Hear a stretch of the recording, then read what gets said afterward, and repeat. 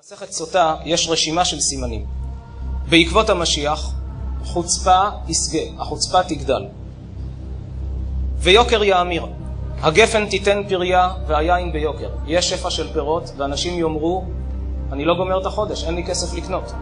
ומלכות תהפך למינות, השלטון יהיה אנטי תורני. ואין תוכחת, יהיה קשה מאוד להוכיח אנשים.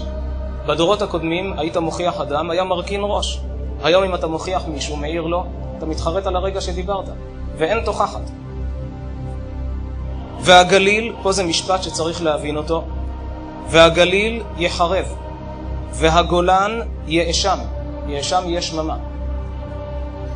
בתלמוד יש גרסה והגבלן, בתנא דבי אליהו כתוב הגולן, אבל ברור שהכוונה לאותו מקום. מה הכוונה הגליל יחרב? יש שני פירושים שם. יש שפרשו יחרב פיזית, שבתים יהרסו, ויש אומרים שיחרב מלשון מקום יבש, כמו שמקום רטוב כשהוא מתייבש נקרא מקום חרב. כלומר, יתייבש מיושביו. אנשים יעזבו אותו ויברחו למקומות אחרים מסיבה כלשהי. הגליל יחרב והגולן יאשם, יהפוך להיות שממה.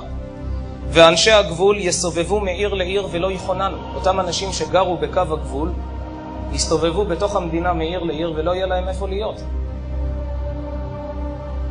האם הכוונה כאן לאנשי גוש קטיף שפונו, לאנשי הצפון שבעקבות מטחי הקטיושות וכל מה שקורה שם מחפשים ונודדים בתוך הארץ, חיפשו להם מקומות אחרים?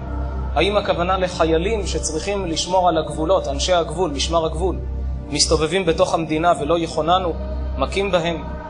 אתה שומע חייל נהרג בירושלים ואתה לא מבין, הרי זו מדינה שלי, איך ייתכן? בעולם לא קורה דברים כאלה. שחייל של אותה מדינה יהרג בתוך המדינה, תמיד בגבול או במדינות אחרות. משפטים ש-1500, 1600 שנה היו סתומים, היום מקבלים משמעות. ממש רואים את ההתגשמות בזה אחר זה.